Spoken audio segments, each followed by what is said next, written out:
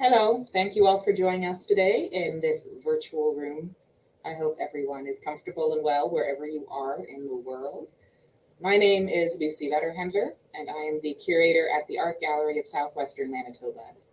You are watching the final event of the exhibition Criptych, which has been up in the main gallery since September 16th of this year, and we will be sad to see it go next week.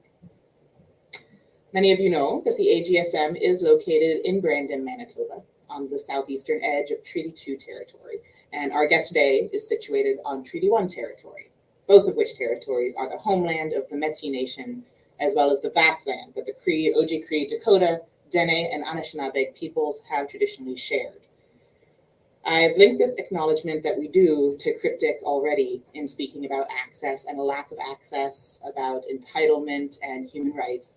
But today, I would invite everyone to reflect on the idea of performance and what our world looks like veiled in this performance of colonialism, by which I mean these actions that we take that project colonialism onto people, and what a performance of anti-colonialism might look like. For me, in the first place, there's an active push, but perhaps there's a way to perform and actively pull back. This is not proposing an answer, it's just an invitation to reflection. So perhaps awkward transition to mentioning that you can engage with Andrea and myself via the chat function, whichever platform you're joining us from. And with that, I am happy to introduce you, maybe for the first time and maybe not, to Andrea Von Wichert, who is a visual artist, writer, performer, and a self-identified clown. Her work explores abjection as identity and often uses on the failure to meet culturally defined expectations on a consistent and chronic basis. Known as a fearless performer and provocative writer and orator, she has performed spoken word internationally and collaborated with orchestral musicians and composers, witch doctors, and various other eccentric weirdos. She has produced independent performance and art department heavy short films, as well as live theater. Her creative nonfiction has been published in Prairie Wire magazine and in a number of anthologies designed to rile the patriarchy. She has spent some time studying towards a Master of Arts at the Department of English, Film, and Theater at the University of Manitoba. Welcome, Andrea. Hi, Lucie. It's so wonderful to see you again. It's nice to see you too. Thanks for joining us. So, as this closing event, I think it's almost perfect that you who work with the temporal, with the ephemeral, are the person who's kind of saying farewell to this collaboration between the exhibition and the AGSM. And I have to say that your introduction really got me thinking, because I never really get a perspective on my performance work. I actually can't. I can only experience it as the practitioner.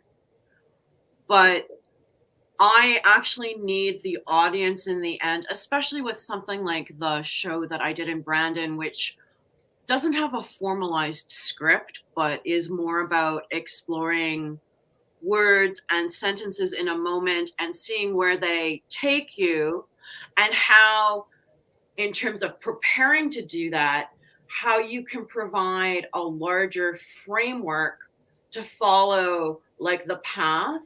And it comes to something that I think that is that I actually do believe is that there do exist stories that want to be told. And that a lot of times, at least for an artist like me, is that you're trying to get out of the way of, like, get yourself out of the way so the story can tell itself, but you have to control the story for the audience, because there's no point in doing a performance without an audience, and they're the ones who are experiencing it. And so you have to be very conscious of the journey that you want to take them on. And also because my work is pretty, people say raw or just upfront or blunt or honest is what people say. And it's called trigger warning for a reason, because I can't really seem to open my mouth for more than a few minutes without saying something that may trouble or challenge people, because I've had a very challenging, troubled life. And that's where a lot of the tension that I create as an artist, that's the fuel, I think. So, and to have someone call it, like, to notice that it really is sincerely trying to be anti-colonial in a very broader way, in a way that I think as like, my parents were German refugees after World War II, so I'm a first generation Canadian, but I'm very white, so I pass right into, like, it was very bad to be German, but I after a few decades, no one calls me a Nazi anymore. When I was a little kid, like, they would call us Nazis in the super. It was weird, but we passed, right, as just regular upstanding white citizens, and that afforded so much privilege to me, that I think I really spend a lot of time unpacking a big history of Western culture and civilization, and I'm obsessed with the history of the Christian church, like, obsessed. And I was called a heretic by a Middle English university professor. We were reading like 14th century and 11th century literature, and he was quizzing me about some doctrinal thing on the church, because I'm obsessed. Like, some people are obsessed about shoes, some people are obsessed about Star Wars. I am obsessed about heretics and the medieval church and the early church. And at one point, he just started screaming the word heretic at me, and I was just really pleased that he'd noticed. Thank you. Yeah. So it's I'm very privileged in that my parents truly valued education, and they supported my educational pursuits. And I'm self-motivated. Like, even I've never been able to finish my graduate degree because, as a person with a disability, it was too financially, like, I can't do 5 classes in a year. I just can't. But you pay as a graduate student for the year, not for the course. So it just became impossible to finish. But it's something that I've really enjoyed as a human being, is learning things. Like, learning to read was one of the most amazingly freeing things of my life. And I feel really sad that culturally, in a broader sense, a lot of people are deprived of that, because for some reason being educated and learning things is denigrated in our society. And I don't really, well, it's because it makes people buy more things. That's why. There's the answer. But it's very sad, because when you can have hear enough stories, like, now the history of Western civilization is written by, like, very particular educated white men who come from this particular, history is more about the person who wrote it than what they wrote, right? Absolutely. So I'm really trying to look at things from the perspective of someone who comes from northern, West and East Europe. Like, I've had the genetic testing done. There's nothing else. And for a very long period of time. So there's a bit of Viking. So there's like pre-Christian Viking and Celts and that's my background. But because of who I know, who my family is, my mom's father was a fundamentalist Christian, and he was Pentecostal and Baptist and terrifying. And I did not have, like, my thoughts of my grandfather, it's not very warm. He wasn't a warm, loving individual. Like, he's not the grandpa who pinched your cheek and indulged you. He was a scary, mean old man. And it all had to do a lot with this crazy Christian fundamentalism. And it was the source of a lot of fear for me as a child. And it was scarring. Like, it was actually, like, that's the only way that I can describe it. And so to have that discomfort and that fear as part of your, because that fear, because it's also not just about, like, it's about this idea, if you have the soul, right, which is a piece of God, like, it's a divine thing that God loves enough to give it to you. But if you sin and fuck it up, the devil is going to get you and you're going to go to hell. And that also, because of original sin, you're like, and if you're a woman, right, Eve, Yeah. that you're this horrible, terrible thing, right? And to have that laid on you as a kid, and I'm a pretty sincere person, which means that I'm kind of gullible to fanciful ideas. And so I was a very devout little Christian girl. And the idea that the devil existed and there was temptation and my soul, like this divine thing of God that I was supposed to protect, that if I didn't, somehow it would be damned to hell. And then again, here's where now the theology starts to break down and you go, wait a minute, like what? But for this type of religious fundamentalism, they don't care about it. Their theological underpinnings are not traditionally Christian. Like it's a very, and it's really more about body shame, evil, patriarchy. And it's a really easy justification for men to control and own women and children. Can you expand or specify whichever it is, body shame? The idea is that, is that because Adam ate the apple, there's original sin, right? And the original sin is that not that he and Eve had sex, according to St. Augustine. It's, oh my God, Augustine. It's they felt sexual desire. Yeah.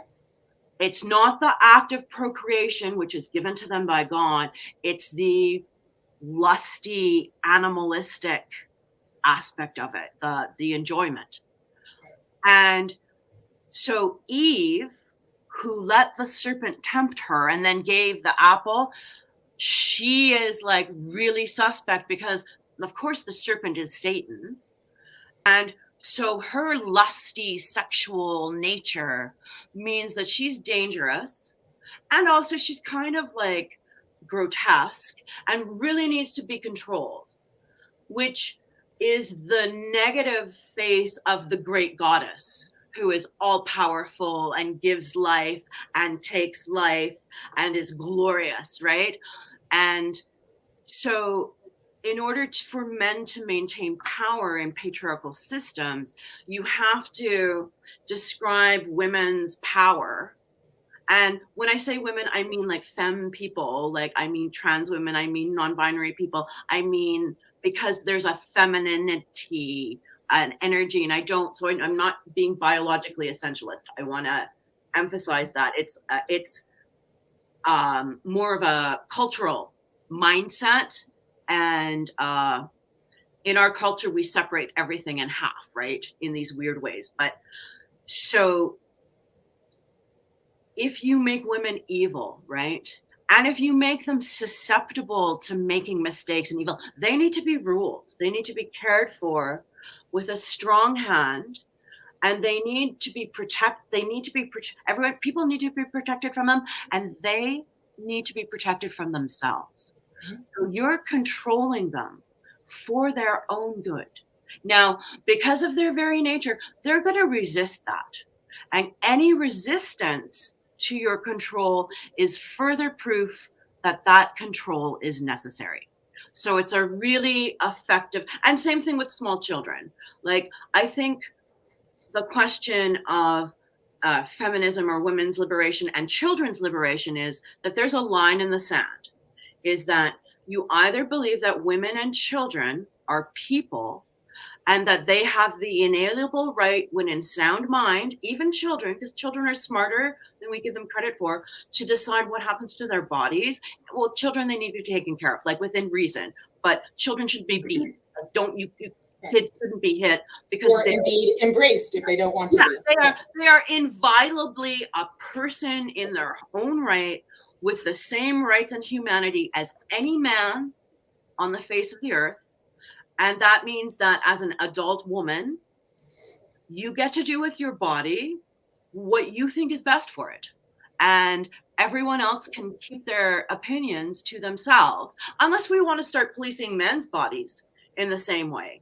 then, that's a different society, and we can restructure things to do that, because the idea of every man getting a vasectomy at the age of 15, and then when he gets married, his wife, may give permission for it to be reversed. I think that could be an interesting policy, as was proposed. I forget by which politician in the US. That was her tongue-in-cheek critique of some abortion bills. So, and it's it's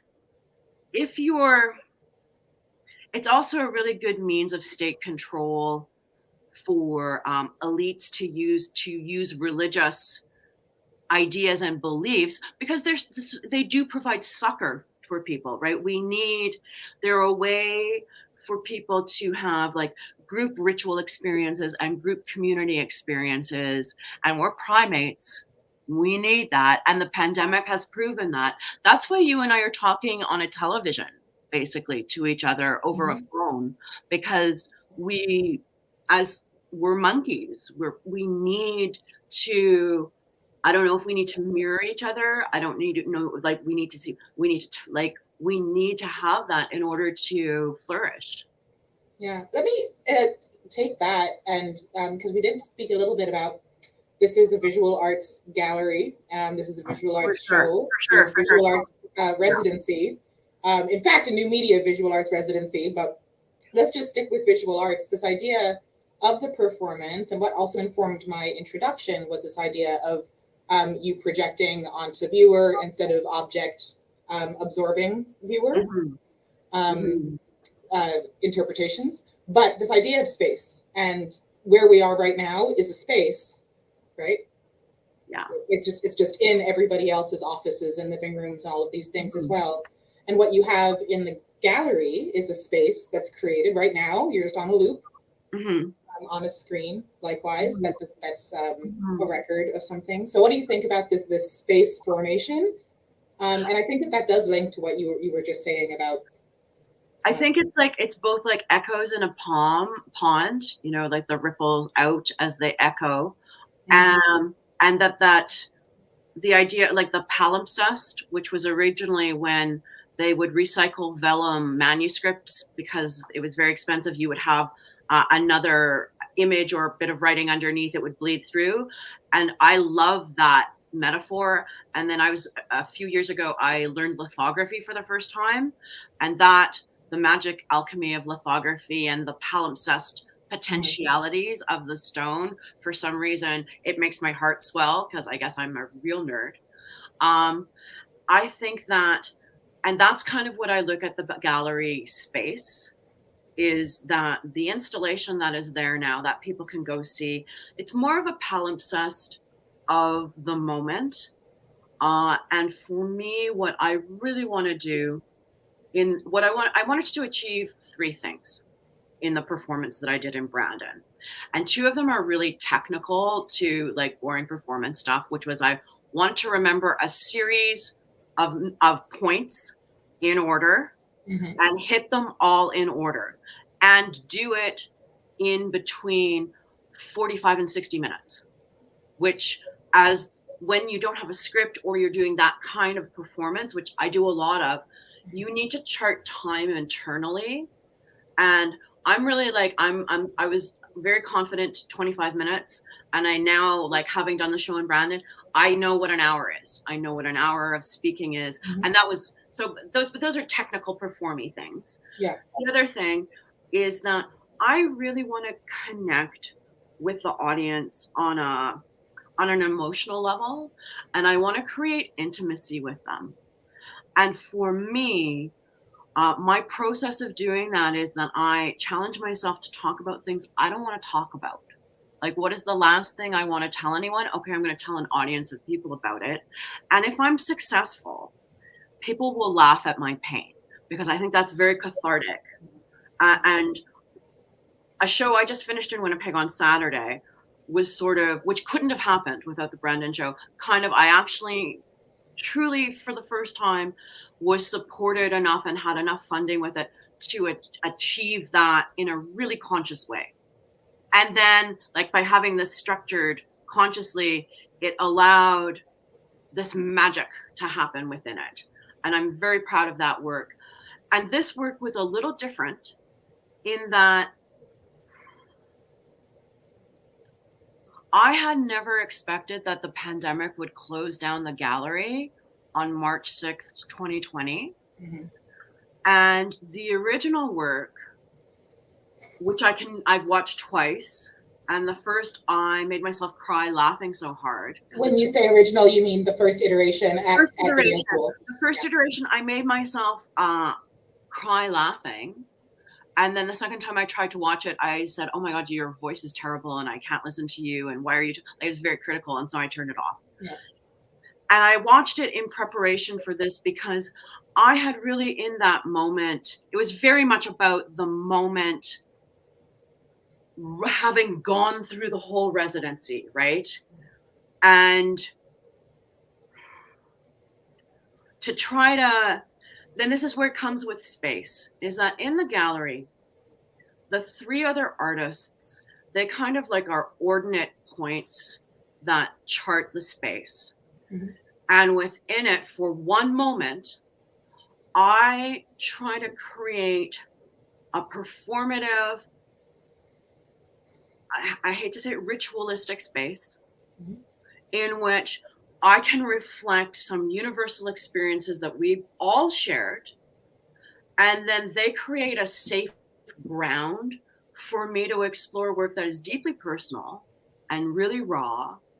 But also my hope is if by me getting over my self-mortification to just be completely relaxed and just talk about like stuff that we don't talk about, that other people might feel more okay about themselves or realize that, you know, they're not alone. And we spend a lot of time trying to look put together for each other. And I mean, like, not only physically, but like emotionally and socially. And a lot of it is to keep people from knowing who we really are. Yeah. Because we culturally have created this weird economic system where being our actual selves is something to be ashamed of.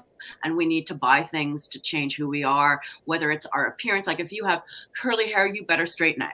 If you have straight hair, you better curl it, right? You know, it's like very demanding. And especially for women, if you're a professional, you're expected to dress a certain way. You're expected to be made up. And like, I remember at the University of Manitoba talking to a great professor. She taught romantic literature, and she had just been at a staff meeting with other tenured professors where they were reminded about that there was a dress code. And I was like, what do you mean for the film professors who are wearing jeans with holes in them that are frayed and shoes that are falling apart and a sweater that's coming unraveled? What are you talking about? There's a dress code. But for her, as a academic professional, that's what she was actually judged on. And it blew my mind that that was still happening. And this was like 2009. Yeah.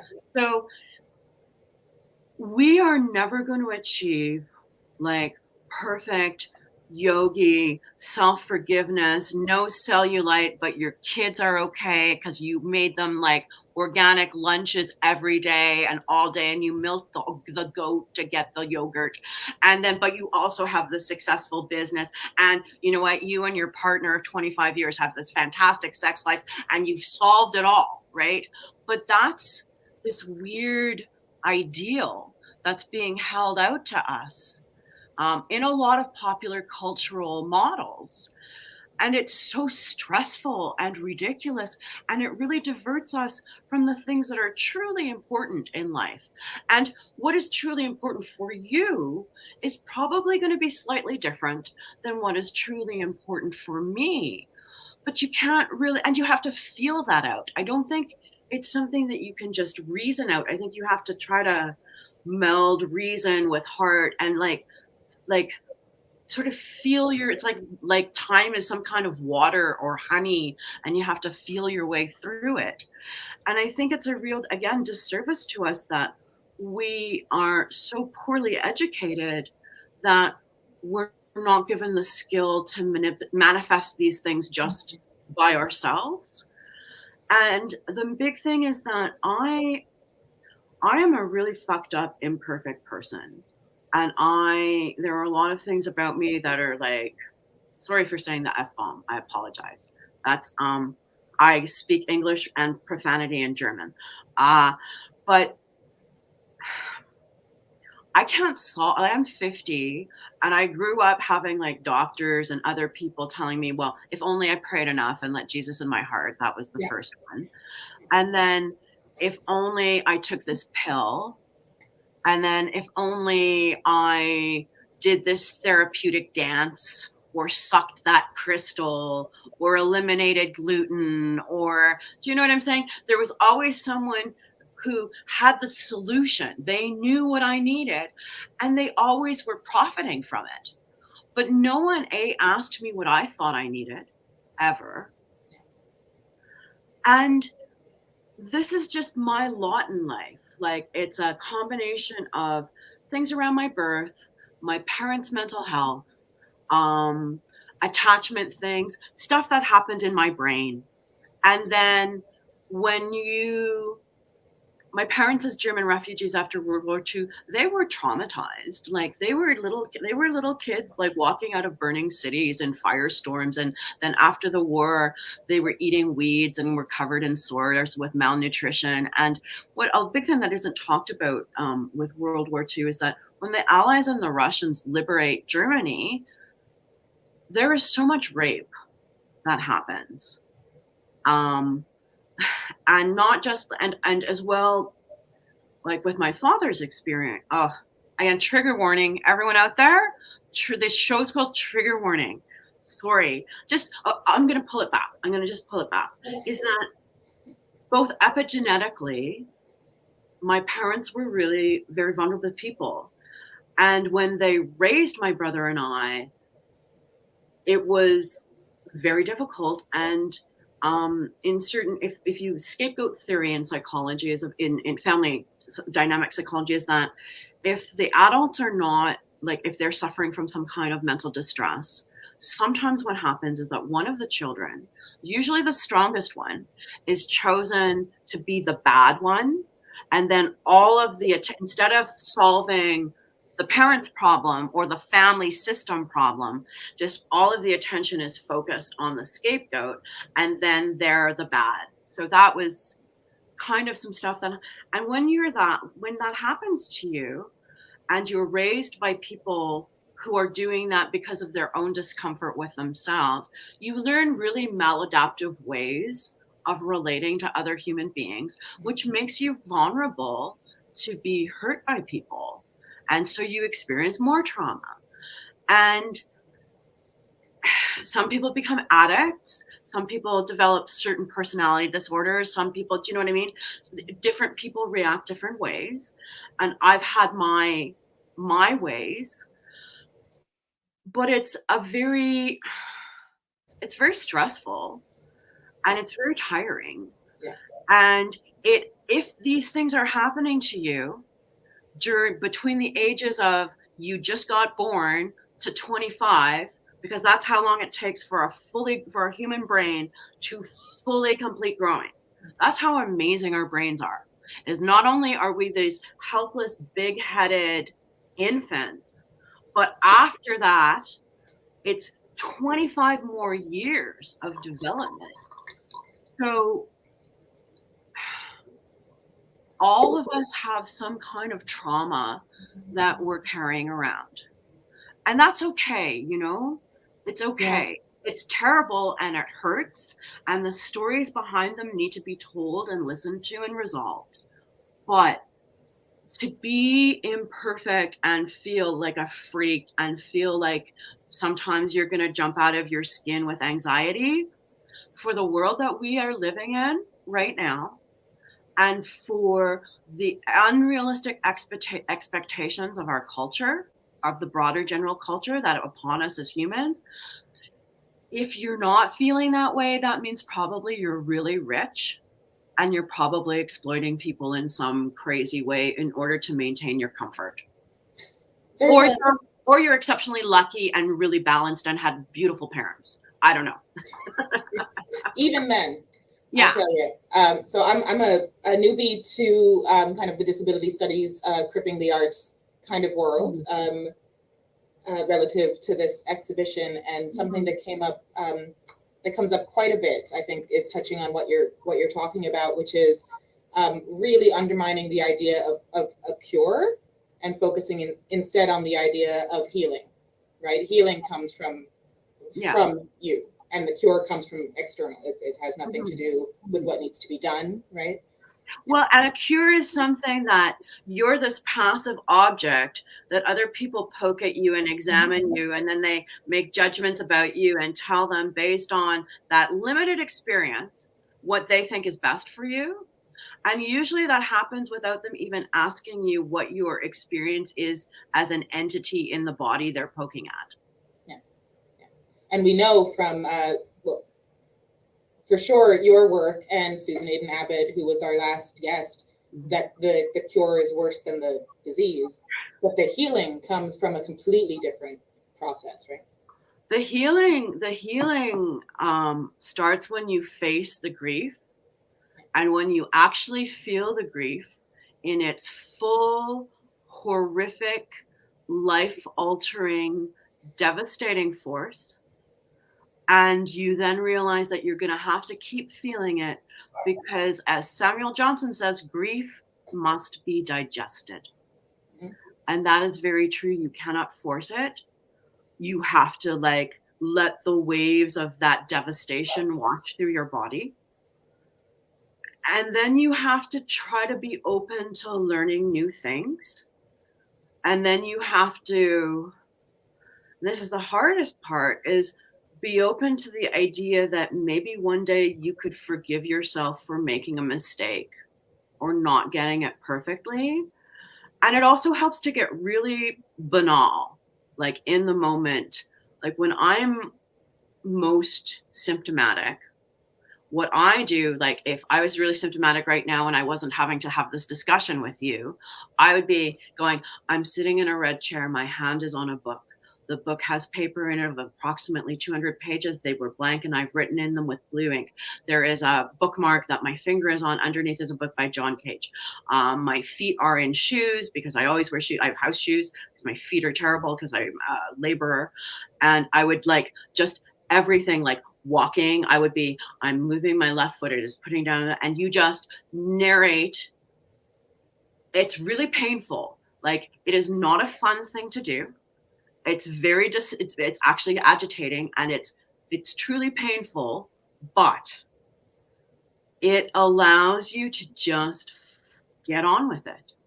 And to, in spite, I spent some time in Al-Anon and talking with people in AA, and they would say one of their sayings would be if you bring the body, the mind will follow. And that is actually really, really true, is if you're not feeling up to something that you really need to do, or you're struggling, at least for me mentally, is I know as if I can get my body to the place that I need to be at by a certain time. Once I am there, the change of locale, and especially if I'm interacting with other people, because that is always kind of I think a solve for grief, is if you're around other people, well, unless they're terrible people and you don't like them, but it really does, even if it's again, a banal but pleasant exchange with a cashier at the supermarket, those are actually really soothing for the soul kind of little human interactions that if you are in whatever state you are and you need those are really, really, really important. And when the pandemic struck, those were the ones that I actually missed the most. This is reminding me, so speaking about that projection or the pull of performance. I'm a visual thinker, and I'm really seeing that this unpleasant exercise that you do is about pulling yourself back into the body, and that leaves the existentialism sitting in the exterior, right? What I do is I spend years researching a topic and thinking about it and writing about it. And I one of the jobs, I do a lot of different jobs to make a living, and one of them I'm very proud of is I'm the head scenic artist at the Children's Theatre in Winnipeg at Manitoba Theatre for Young People. Great company that I believe in 100% wholeheartedly. And if you have small children, you should definitely be taking them to their programming. But so I'm doing things with my hands, and I'm organizing color, and I'm exercising my visual artist brain. But with some of these tasks, because you're doing 500 of these things, you're doing them in mass, is that you kind of become a bit of a machine. So you can think about your intellectual, arty, other like I can write stuff in my head while I'm doing my other job. And for both the Trigger Warning Satan and the show that I just finished, the most important thing is I try to be as embodied as possible. Because the idea is I do all that research so that I understand the parameters of the story and the cultural implications of the story. And I've been reflecting upon it. But then to make the work, I want to become this human vessel that is uninhibited and willing to be totally vulnerable to whatever the story in that moment requires, and to really try to be and it sounds flaky, but to really step aside and let the story speak through me. And it's also kind of it also balances out is the idea of performance as text, is that you're reading my body, you're reading my facial expressions over a durational period of time. And so that reading of body and hearing sound words that have meaning over duration create an ephemeral text that, however, will remain as a palimpsest in your memory that you may reflect upon like well into the future. Like there are things that I saw as a kid that I still think about today. So and that's a really fascinating thing for me about how performance works with temporality. Yeah. And with first viewer as mirror, right? Or the performer is actually the mirror that the viewer is projecting on. But I don't know that part of my work because I can never do it. So I can't speak to my own work. Right. But and then later on, though, it's like the theater of the mind takes over, and you won't remember it accurately, right? Because memory is, but that resonance, like again, like it's like etched like a palimpsest in your neurons. Like there is a pathway there. Yeah.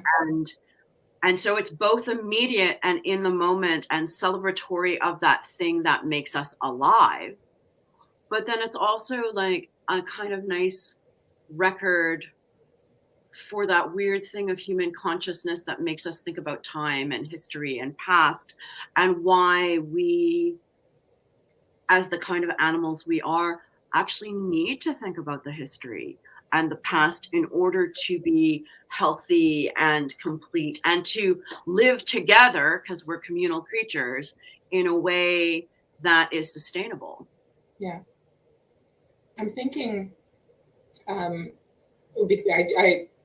we discussed, I do have a theater background from another direction that my career could have gone in, but my education and focus has always been visual arts. And the idea of that you mentioned in the beginning of finding the story, because the story is there, you just have to find it, has always seemed to me that the way that a truth, a thing becomes a story is that you locate the beginning and you locate the end, and then you build up the middle. And the idea of the art object somehow being immortal, somehow indicating some foreverness or stillness, it's not true. It's still framing something that is not there before it and is not there after it, right? Well, and also both of them, both the performance and the art object cannot exist with solely the artist alone. Yeah. There must be a viewer, because even with my visual artwork that I can come back at and look with fresh eyes and a new perspective, I, as the creator, can never see it as a viewer can. I just can't.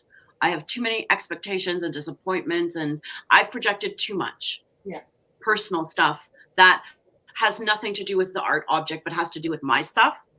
So I think that's just this really beautiful thing, is that there's this period of time between conception of the performance and making of the art object, and then the moment that it's seen, where it exists in this crazy, like it's like the chrysalis state, or if we want to get super alchemical, it's in like whatever my words are, the thing that they're going to heat.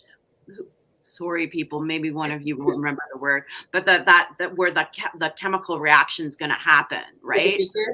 But it's temporal. It's like a temporal container and a geographical container at the same time. And there's nothing else that describes embodiment more than it's about temporality. It's about specific temporality and specific geographic location and your physical arrangement within particular moments of time in that space. Yeah, exactly. Just taking advantage of everything that we know simply by virtue of the fact that we are in a body moving through a space, moving through time. There's so much that we know because of that, right? And I think that's why my piece was really, I hate to use the word backlash or reaction, but I'm pretty reactionary, and I was not well at the time when I conceived of this. So it's perhaps reactionary to the notion of what I saw a lot with the new media art that was really tech obsessed, is that it left me very cold. And some of it was, to me, so like, why would you want to do that? Like, I was really like, ugh, why would you want to do that? And then for the way that I think and the way that I actually see things, there are some aspects of technical interfaces that I struggle with because I don't understand what the interface's expectation of me is. That's the best way that I can describe it. And it results in this kind, and I also get this kind of digital overload that even trying to decipher the new media opportunities that were in front of me became very difficult. I know now in retrospect where the really basicness, that like a basic starting point that would have really helped me to actually engage with the technical material. Because while my piece is both a reaction against or to, part of me also sees it maybe as a bit of a cop-out, but that might be because I judge myself harshly, and I've been very successful in the past 2 weeks. So now I need to tear myself down in some artistic thing that when I quickly viewed it immediately after, which I never want to ever do. I would think, like, to all artists, the biggest advice I'd be is like, just put it in a drawer, whatever it is, put it away for 3 months. After you make it, don't judge it right after it's been born. Just put it away. Don't look at it. Bring it out 3 months later and you're really going to like it. But, yeah, that's so, but the whole, I'm just not that person who wants to sit and do those. While I've done a bit of nonlinear editing and I really enjoyed both the musicality of it and the stretching, like the way you can travel through time, and also the visual, like I looked at it as like a visual arts piece. But having to figure out how to make that all happen without someone giving me a document, like an actual piece of paper document, so that I don't have to be trying to look at a screen and decipher, because I've tried to learn things myself and like go to the program's help function and I will type a question and I don't understand the answer. Like I understand the individual words, but I can't. It's really weird. And I learn more and more about my brain every year and how it's working, but it's a strange sensation of understanding all the words, but not knowing what any of the sentences mean. Yeah. And So I think, were I to have an opportunity like this again, I would be way more informed about how to express my access needs and to feel confident about expressing them, right? I didn't even, the idea, first of all, the idea that someone would give me access needs, like someone cared enough that they would ask me, I was just, oh, I'm so touched. Like, that was my first reaction. And then when people ask me, no, seriously, what are they? That my first reaction was, no one's ever, how am I supposed to know?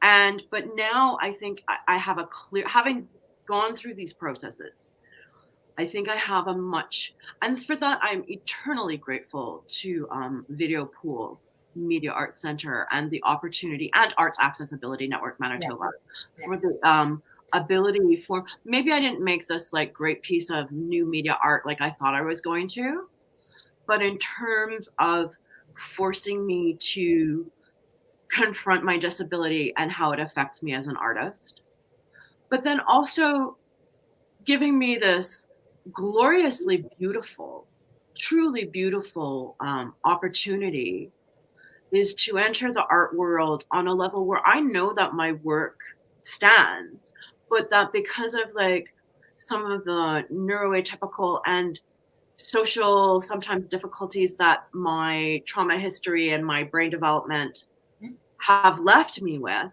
it's very difficult for me to access like the system. First of all, I seem to fall through cracks in systems like a lot of places, even though I pass as like just a regular white lady, right? And I'm very lucky that I pass. It's gotten me into a lot of spaces that other people who have my disability do not get allowed into. I'm very lucky. And it's gotten me a measure of education that allowed me to learn about the real terrible colonial history of Canada and to have my eyes opened to the massive human rights abuses that are going on in this country that we, again, as a citizenry, have been poorly educated about, and also not even given the tools to educate ourselves about it. Sorry, that diversion always makes me angry. But I'm grateful to, because for what I got out of it was, first of all, that were people who saw my actual worth as an artist, which I have never been in doubt of. I'm blessed with a number of talents, and luckily I enjoy pursuing them, and that I have enough enjoyment to discipline myself into learning how to do these things. So I'm very lucky. What I don't know how to do is how to, I guess the word would be, sell it to the world. And because my brain and trauma history means that I experience bouts of self-loathing and self-doubt on a more regular basis, but they're not regular because it can happen out of the blue. And also any like stress will activate my trauma, and not sleeping will activate my trauma. And I have to be very careful about my physical and emotional health in order to function. And that requires a lot of self-care. And it's part of an ecosystem, is what you're saying. Part of the ecosystem. And that's where I was struggling as an artist. And to have people recognize that that was a real thing, that it wasn't me being lazy, or that it wasn't a moral failing, that it was an actual real struggle, and to offer to take that load off of me by creating opportunities for me to just do work or explore myself as an artist or learn about my disability as an artist. That is probably been the biggest game changer in my life as an artist. And it has been the most extraordinary gift that really a bunch of strangers gave me.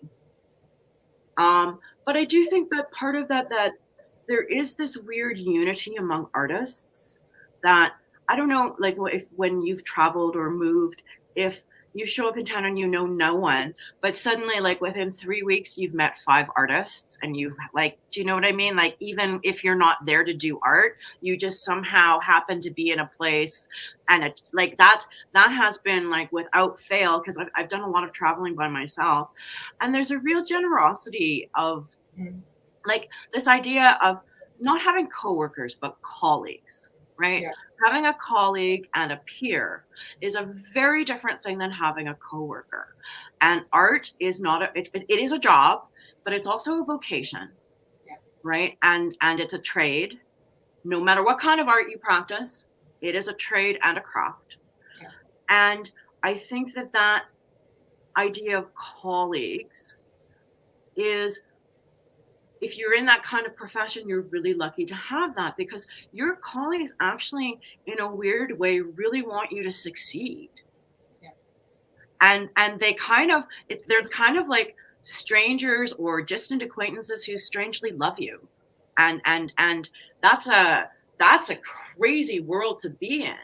And I think that's another reason why people are drawn to still be working in the arts when financially and otherwise it's a really hard job. Like people in the business world sometimes look at artists, oh, they get to do what they want, they're so lucky, and it must be easy to do what you want, and oh, it should be easy because it's you love it. But it's like, no, it's really hard, and people don't want to pay you for it. And it would be absurd to be like saying, well, the surgeon who really loves surgery, he should be paid less than the surgeon who kind of hates cutting into people but loves the money. That guy should make more money. Or the businessman who loves running his business should make less money than the businessman who hates his business. Like it's an absurd reaction from the bigger political system. It really is. And it's also, it's often more difficult because we love it. Exactly. And your expectation of yourself and your, like, when you create solo performance work, 60% of the process is sitting there thinking, oh my God, I am a fraud. I don't have a show. I have nothing to say. Who am I to project my narcissistic fantasy and try to bring it in the world? I'm going to fail. I'm going to embarrass myself. And that's every single solo performing artist that I have ever spoken to. That's like 60 to 80% of what you're doing in your time. And what percent is the zone? Like, I think it's hard to get the aggregate because I've never thought of it. And some of the zone happens interspersed. Yeah. The terrible. Like otherwise you would never finish. Yeah, exactly. Yeah. So the terrible is punctuated with like getting back in the zone and focusing on the story, or focusing on like bathing or taking a nap or whatever the immediate thing is. And I think once, for sure on the stage, like once I had become a seasoned enough performer that my stage fright was not an impediment. It was tolerable. And that was a different, like Brandon was also hard because I had not been up, like it was the first time I was performing since the pandemic. It was the first play that I had seen since. Yeah. And it was also, I hadn't conceptualized that everyone was going to be 6 feet away from me, like more than 6 feet away from me, and then 6 feet away from each other, and that I couldn't see their faces. Yeah. So you have to learn a new language, how to communicate with the audience in that situation. Because I'm used to, like, I want the audience as close to me as I possibly can get them.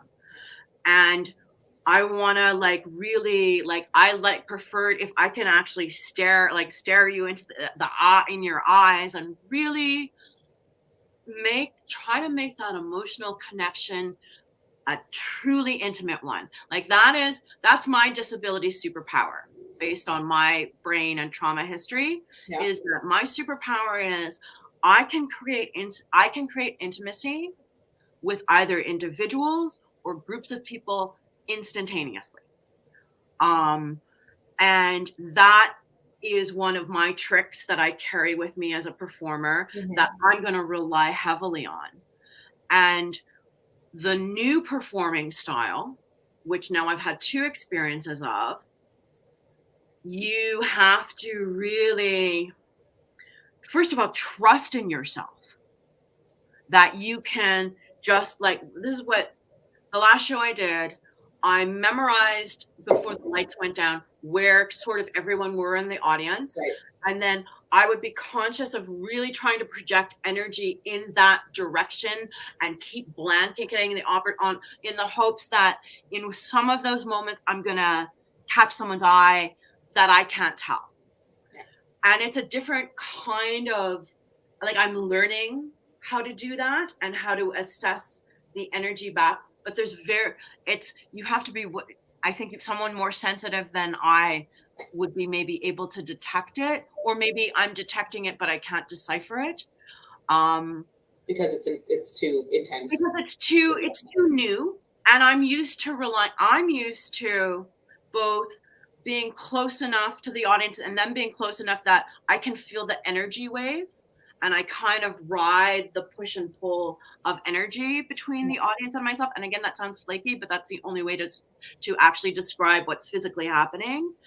And then I often, because I'm not an actor, I'm a performer, so I'm not usually in a theater setting that's traditional, is that a lot of my performance has been in spaces where I actually can make a visual eye-to-eye connection with people. You read each other's face, so you're projecting on each other. And so that's what I have traditionally been relying on as a performer to really assess what's happening. So the new frontier for me, like in this new pandemic world, is now what do I need to pay attention to in what's happening with an audience? And really, what is it about? It is mostly about me trusting myself. Because again, I did a 2-week run of a 100% brand new, like it was written in 4 days in September, and we rehearsed it. And it was like the challenge to myself was that I incorporated my musical training from when I was a kid. So I was singing and playing the piano and dancing, and I wrote it, and I had wonderful collaborators, and it would not have happened without my collaborators or the support of Sick and Twisted Theatre Company, which is a disability theatre company in Winnipeg and run by the brilliant Deb Patterson, who everyone who listens to this, you should Google her, and then you should send her theater company money. She being supported by a disability company, the thing for me was we did some artist talks, but when people actually linger in the theater, like the most chilling thing was this young woman, I don't know, she's like 20, 21, I don't know, I can't tell, I'm old. She lingered in the theater at the very end, because I think that even if you have an opening art show or if you're as a performer, you come out and you talk to everyone who wants to talk to you, and you are gracious and you say thank you for very much coming. You do not share with them, unless they're your peers, the mistakes you've made. You can do that with your peers, but the audience, the regulars, you are gracious because they don't know you made a mistake. They projected their own thing onto your performance, and if you criticize yourself, you're robbing them of that, and that's very ungracious, because they've actually taken the time to see your work. Just thinking about all of those audience members who take it upon themselves to go, the sound was a little. I think we have to forgive those people. Because they're complaining about everything, and that means that they're so either afraid of themselves or so unhappy that they need to seek to discharge their unhappiness in external things, right? So maybe we can learn to keep them at arm's length for sure and get them out of the theater as soon as possible. But we can so this young woman, it actually really blew my mind. I didn't really know how to deal with it. And I was talking to a bunch of other people, friends of mine were there and blah, blah, and I had to take care of stuff. And she just lingered she said, I just wanted to say to you that I feel seen. And then she said, and I want to tell you that I see you. Now I was prepared for the I feel seen. That's sad. Okay. That was my purpose. my purpose in doing this show was to have that reaction. People feel that, okay. So that satisfies an ego need, right? But when she said to me, I feel seen, it was extraordinary how uncomfortable that made me. And it was because she was so young. And I'm supposed to, like, you know, the older, wiser, you're supposed to. And I hadn't really, and this is going to sound really naive, but I never put together doing these super raw, like just talking about stuff that's happened to me in this way and being live and being embodied with being seen in that kind of vulnerable way, except for that's what I'm trying to achieve. So I'm not really sure why this particular, like her, and it was almost at first, like I had to, like in the moment, I almost couldn't even accept it. Like I had to finish the run. And then the day that I took to just write about what my processing was and did a lot of writing about the experience. In a journaling kind of way? Yeah, in a journaling kind of way, to just like, I didn't really want, and to just like chart audience reaction. Because I really am very much more about creating an audience experience and first, like an idea of what I want to happen with the audience. And then I fit material and content into that model. I don't know what was about her. It was just so, like, it wasn't until then that I could really like grasp the enormity of that gift. And it probably has to do with the content of that show and where it comes from my life and how it was like the most like, just like, okay, you want to know all the stuff that I don't want to tell anyone? Here it is. And the very first time I did a run of the show was for the designers, my collaborators, the dramaturge, the director, the choreographer. And I came to sections of the piece when I was working it out, and I would look at my rough notes, because this became a scripted thing. Like eventually, even if you want to get away from the script, you do it once, you're going to do it twice, you start codifying things, because that laugh worked. This piece of talking, these words, like sometimes they just felt really good to say. Like this phrase just felt really pleasurable to say, so I'm going to keep that phrase. But the very first time I said the words out loud to people other than the dramaturge, I stopped for like a full minute at one point and went, am I really going to tell people that this happened to me? And I had this crazy internal struggle, and it was really, and even, you know what, I have a terrible memory, so I have to review scripts all the time. And before I would perform, I'd listen to a recording I made of it at least 2 or 3 times, and I'd check on the paper, just because as the writer in me wants it word perfect, and the words are important, and it's very intricate, and it's very hard for the performer me to actually ever meet the writer's expectations. Yeah. And there would be times as I was practicing, or I'd be singing it out loud to myself, where I'm like, I am amazed. Even when I would be performing, I'd be like, oh, we're coming up to this part. Okay, here we go. But that really is about anything that you're afraid of. You have to bring your body, and your mind will follow, right? So in the performances, I'm in the middle of the performance. I'm going to talk about this uncomfortable. Okay, here we go. And I started getting over my intense body shame from being raised by fundamentalist Christians when I was 19. And I did it by becoming an artist model. Like I would go and pose naked in the art classes, because I realized I wanted to be a performer. And if I was so ashamed of having a body, I would never be in a dressing room. Like I couldn't be in a dressing room or do a quick change or anything like that. And also it was my instrument, right? That's your instrument as a performer. It's your body. So I became an artist model, which would be like a sinful, terrible thing, and it would mean I'm a whore, and it would be a thing of Satan according to the system that I was raised by. But you know, like the first time I did it, I was wearing my robe, and I was like, oh, and I take my robe up, and I'm like, oh, okay, so I'm just standing naked in front of a bunch of people I don't know, and it is not affecting me in any way. My most important thing is to not move so they can make good drawings. And I was like, oh, this is like totally okay.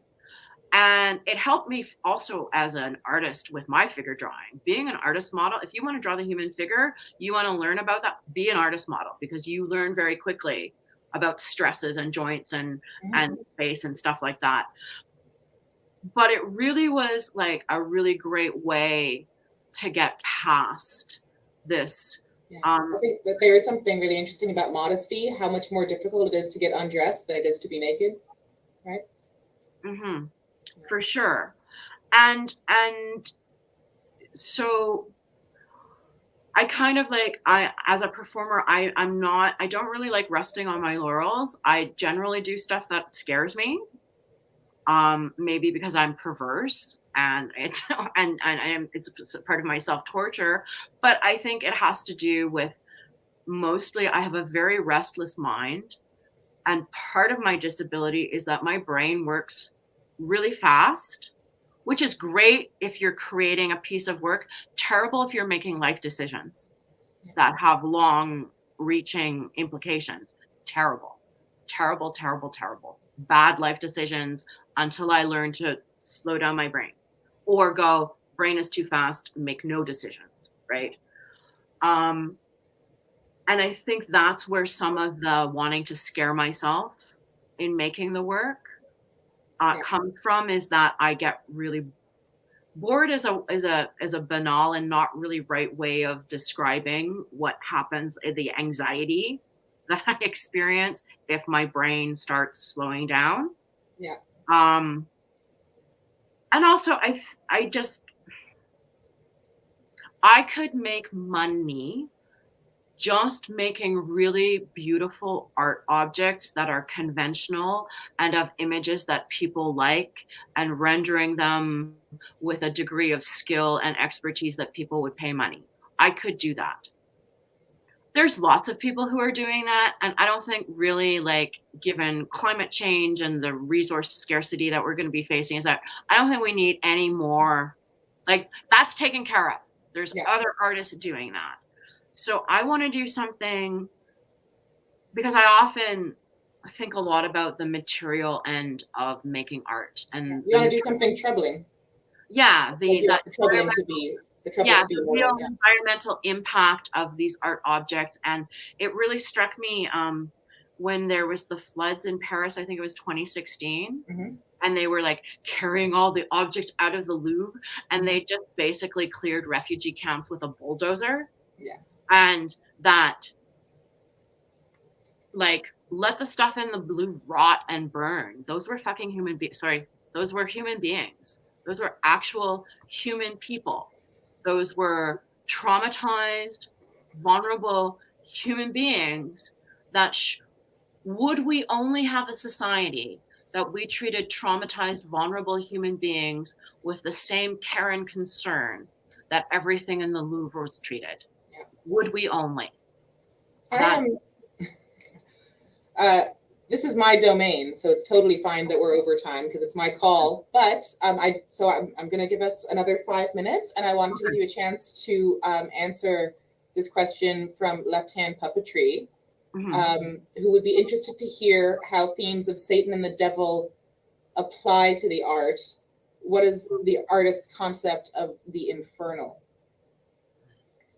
Which is a fun play on words. Wow. Yeah. Okay. I have two concepts, and one of them is deeply internal and troubling and shaming. And that's the one that the little child in me that was raised by people who told me that I would be damned and who was afraid of the devil, that person exists. So even in creating this trigger warning Satan,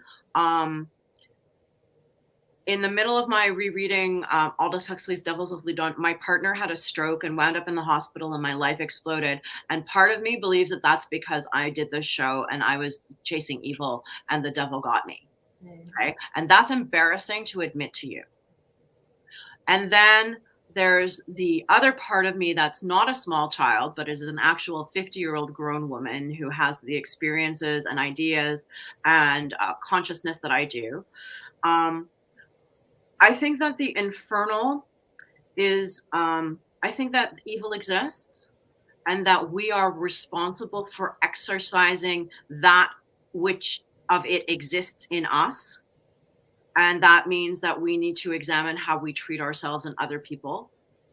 But I also believe that we do not understand the nature of evil. And I do not know if it can be healed. And then there's another cultural thing, like how the devil, traditional devil, and the infernal plays within our culture. And like, there's like, I have, even though they're very controversial now, and I have some regrets, I have a shirt that I bought from Jex Blackmore, one of the leading US Satanists, right? I have merch that I bought from the Satanic Temple.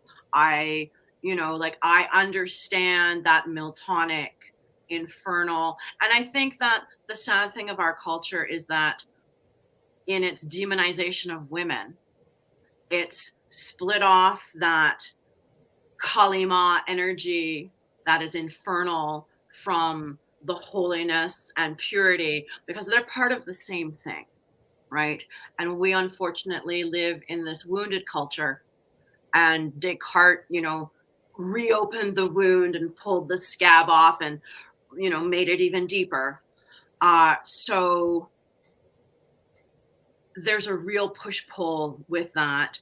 And certainly, like, if we're looking at the bigger cultural, like let's say the fundamentalist political right, I'm definitely on the side of the infernal. Like, I don't get to choose that. I am damned. I'm wanton. Like, my grandfather would be like, definitely I'm on the side of the devil. Lucie, do you think that's an answer? Does that answer it all? I think it's an answer. Yeah. Yeah. I think, the infernal and the evil, I think, is, same, but different kind of conversation. Yeah. And I think that there's a difference between how our culture talks about evil and actual evil. Because I do know that I have impulses within myself to hurt other people or take advantage of them sometimes, or hurt myself, that are truly malicious, that I need to like go, hey, you're either hungry or tired, or you feel neglected, or you're projecting your negativity onto other people, or you're not taking responsibility for something for yourself, and you got to rein this in. That seems like infernal to me. That seems like something that's inevitable, that you just have to cope with every time. You have to brush it off. Yeah, and I think that like, I don't think that like the religious right is looking for evil in everyone else and fighting the evil outside out there. And that's not I truly believe that our goal as human beings is the evil that we are responsible is the evil that resides within our own minds and our own thinking and our own selves. And let everyone else take care of their own evil. You have more than enough because you're wounded, and wounded people lash out, and we've been taught maladaptive ways of being human. And so we gotta figure that stuff out. And I wish, like, again, I go back to the Louvre versus refugees. I wish that we had an aesthetics of kindness. Like, I think that would be a really lovely thing. Not just lovely, that's a banal word, but I think we undervalue what kindness can do, because you don't have to like someone or approve of someone or agree with someone to be kind to them. And I think, at least in my little crazy life, like Blanche Dubois says, like, I've always relied on the kindness of strangers, but it is actually true that in moments like the incredible kindness, and I'm going to talk about both my peers and colleagues and friends, but also like random whoever's, has had far-ranging impacts beyond what the kind person could ever know. And I think it would be, my idealism wishes that we were all a little bit more conscious that those are ways that we can, like, we don't need to know what the impact is or the result is, like, because then that's, I did this good thing and I know about it, and that's just ego gratification. But to just have faith that taking the extra effort to just try to be kind, you have no idea what incredible, wondrous things that one little thing could happen. Like it's like that chaos theory, the butterfly is flapping its wings in China. Yeah. I'm going to say that's a great place to end now. I'm not sure it is, because I think we could keep going for hours more. I think you and I could probably do this for hours and hours and hours. Yeah. Just, again, thank you so much, Lucie. Thank you. And anybody who's watching or in the future, you can continue to engage with us. I can forward any comments to Andrea for sure. In the future, 100%. And I receive everything that you write to the AGSM. Thank you so much for all of your time. It was so lovely to see you again, Lucie. And everyone who is seeing this now or will in the future, wow, thanks for taking the time to be interested. That's why we make art, is to have other people interested, and we cannot have our art finished without viewers. So thank you. That's true. That's true. Thank you all. Okay. All right. Have a great day. Enjoy the snow. See you later. Bye. Bye.